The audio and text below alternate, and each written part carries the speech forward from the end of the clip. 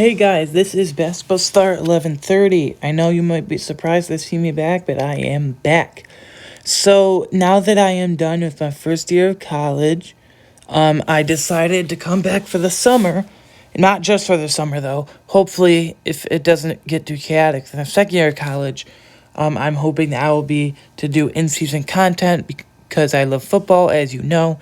So yeah, here I don't have a set schedule right now. I'm gonna try to get videos out to start the weekend Mondays, and to end the weekend Fridays, but no weekends. If you're lucky, I might squeeze in Wednesdays some weeks, like every other week thing. But for now, plan on a video from me every Monday and Friday. So today's topic or video, if you will, I wanted to ease back into it a little bit, and off-season programs are starting for all 32 NFL teams, but specifically, since I'm a Bills fan, we're going to cover Buffalo Bills, day one of OTAs today. If you don't know what that means, organized team activities. They are voluntary, but the Bills have such a good energy and work ethic that most of them showed up. A couple of them, I know Jordan Poyer was there because of a contract dispute, you can call it. He wants a new contract, so he wasn't there. Micah Hyde, I don't know why he wasn't there. He's a veteran, and then Roger Saffold, he's a veteran as well. Some of these, and Daquan Jones, the new defensive tackle we signed, he's also a veteran. So I don't think veterans need to run at this point, but most of Bills players were there, especially the young guys. And we will touch on that in this article, but we get to see Von Miller. They weren't in pads or anything, but Von Miller, first time in red, white, and blue, which of course are the Buffalo Bills colors. So this article is called Buffalo Bills OTAs Week 1 Practice Observations. And then it continues the headline, Von Miller debuts, just like I was talking about, and fight breaks out. We will get to that in the article, of course, but a little scuffle happened, I guess, with some defensive backs and a receiver, star receiver, named, of course, Stefon Diggs. So let's get into it. Let's just ease into it. So I'm not going to read all this, blah, blah, blah. I read this yesterday. I will link the article in the description, but I'll read the headlines and give a quick summary. This is just this first part here. Here, I'll enlarge it a bit so you guys can see. Oh, before we get to that, credit the article by Matt Parrino of thisisnyup.com. Again, you can see it yourself, or I will link it in the description, of course. And then to this email there on Twitter. It doesn't see it here, but I follow him on Twitter. At Matt Parrino. It's just his name, Matt Parrino, at Matt Parrino on Twitter. So, and I listen to his podcast, Shout, a Buffalo Bills podcast with Ryan Talbot. They do every Wednesday night. And they'll be coming, these observations. I really like Matt Parrino's work. I would highly recommend. But this article, credit to Matt Parrino of nyup.com.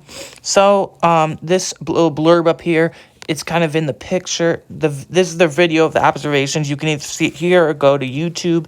Yeah, it says right here, watch on YouTube, observations. This was the once a week. They're going to have once a week recap because once a week it's open to the media like Matt Parrino. So he'll bring you guys this article every week, I'm assuming.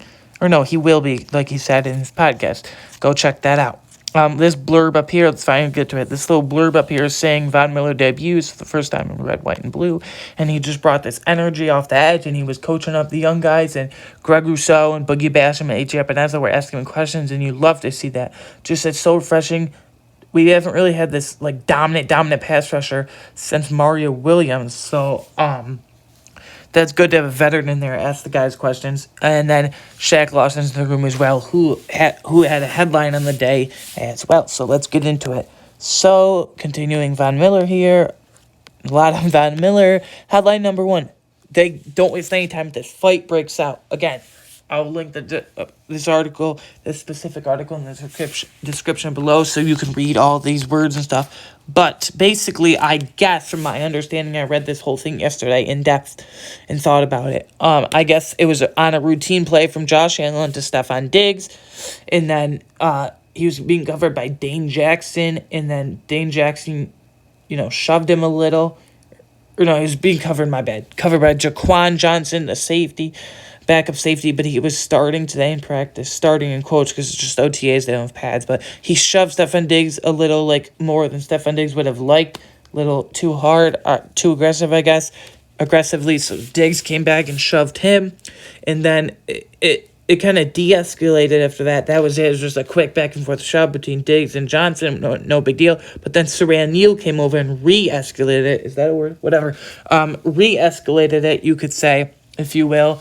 And then that fight broke out and even more. Second fight, there were kind of like two parts to it. So the second part, Saran Neal came over, shoved Jaquan Johnson, and then Elijah Griffin came over and shoved him. And then defensive backs coach / defensive game plan coordinator, John Butler, had to come in and restrain Elijah Griffin and Deion Dawkins and some of the veterans on this team, like Deion Dawkins and Taiwan Jones, had to come over and calm Elijah Griffin down.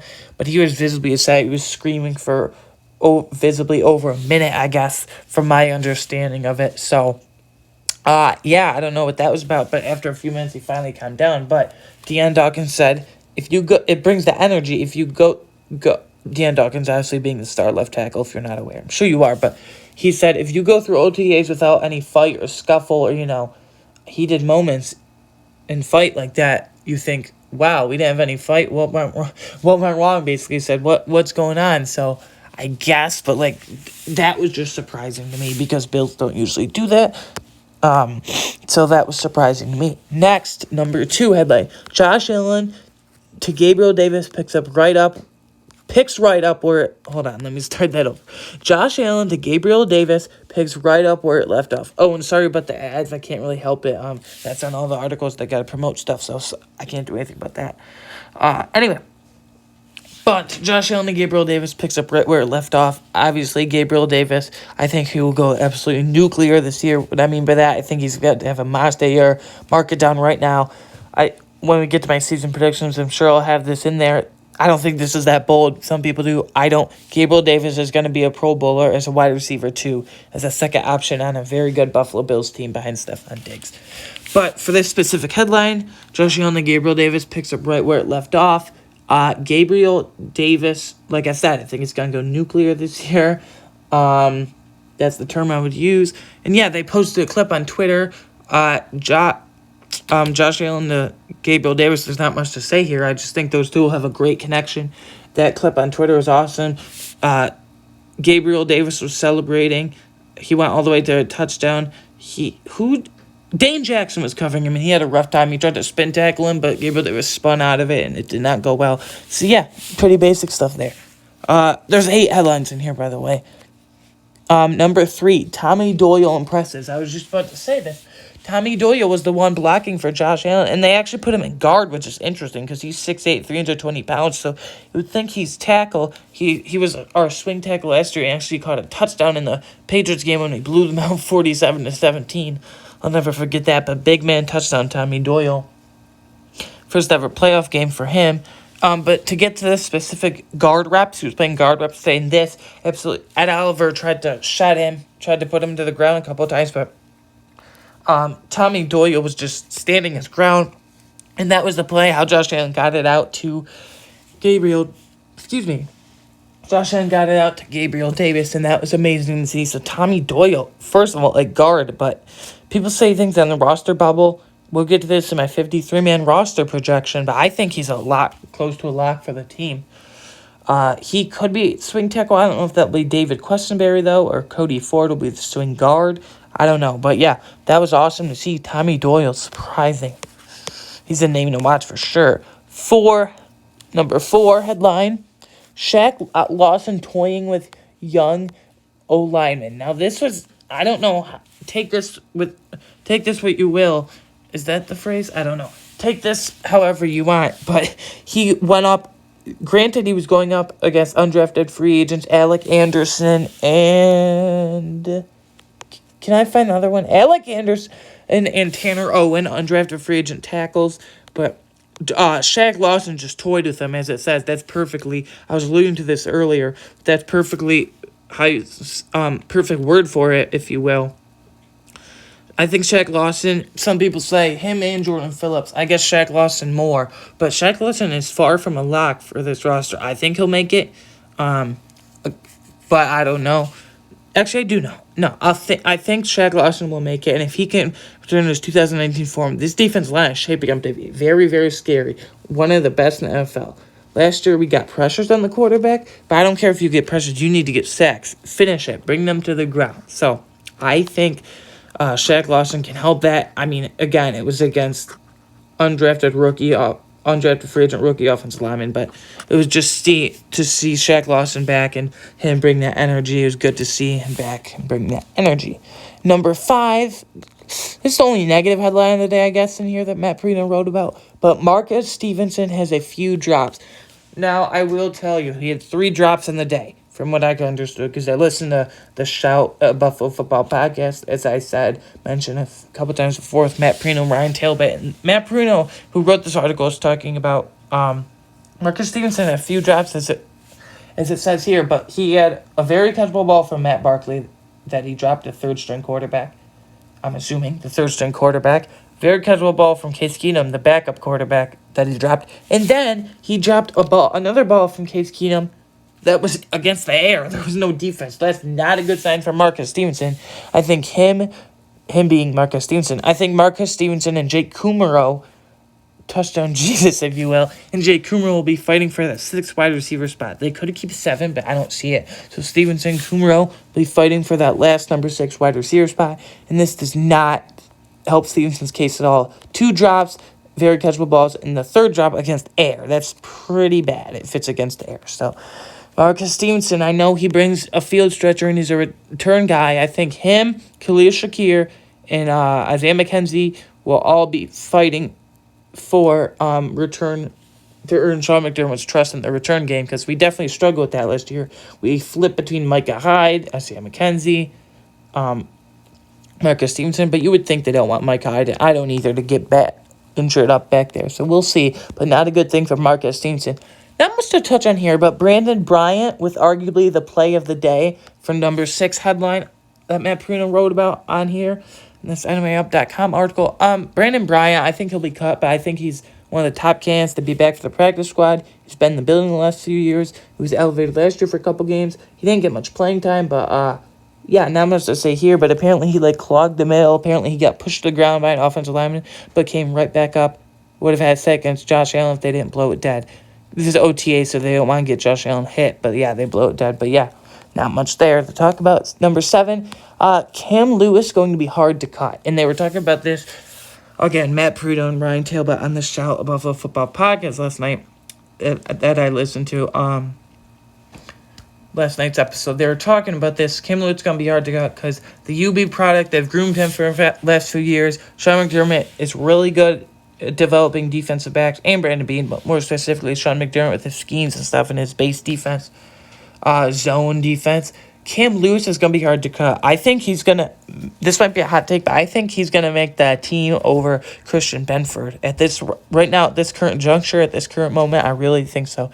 So Cam Lewis is apparently going against, who was he going against? Does it say? He was going against Isaiah Hodgins. I'd say Isaiah Hodgins is 6'3", and Cam Lewis is 5'10", 5'11". I think he might be 5'9" even. But under 6 foot, and Isaiah Hodgins 6'3", who just hasn't developed like Bills fans has hoped in the last couple of years. When we drafted him in the 6th round off Oregon, however you say it, out of Oregon. That's what I say, out of Oregon. So Cam Lewis, obviously a size disadvantage, but Isaiah Hodgins even tried to catch the ball because he was just so shocked at the coverage Cam Lewis had. So I think he'll be battling Christian Benford for that last cornerback spot, because at corner, I think it'll be Tre'Davious White. Assuming he doesn't make the PUP list, then Cam Lewis is a lock, along with Benford. But Tre'Davious White, Kyer Elam, who we drafted, the rookie. Tre'Davious White, Kyer Elam, Dane Jackson, Taron Johnson, and Saran Neal. And then the number 6 corner, I think, will be Cam Lewis. And we cut Benford, but signed him right to the practice squad immediately after. So, yeah. Then number 8 headline that Matt Parrino wrote about here in this article, Boogie Basham flashing early. Now, it's great to have Von Miller. Now, Boogie Basham, is he a defensive end, defensive tackle? I don't know, but he looks to play more defensive end. They rotate a lot. Last year, he's only active for 3 games, But last year he had a sack in each one of those games, if I do recall correctly. I actually think he did. So he didn't get many opportunities, but when he got his opportunity, he didn't waste any time. He got a sack, and it was great to see. So it's for Basham, Rousseau, even Shaq Lawson, even though he's a veteran, but Rousseau, Basham, and AJ Epinesa especially. It's good to be around Von Miller. Rousseau said he's obviously already asked them a lot of questions. So yeah. Anyways, guys, that will be the article. Again, shout out to Matt Parrino. Credit to this article on nyup.com. Matt Parrino, go listen to their podcast with Ryan Talbot. You can find Ryan Talbot on Twitter at Ryan Talbot Bills is his handle, and then at Matt Parrino is his handle on Twitter.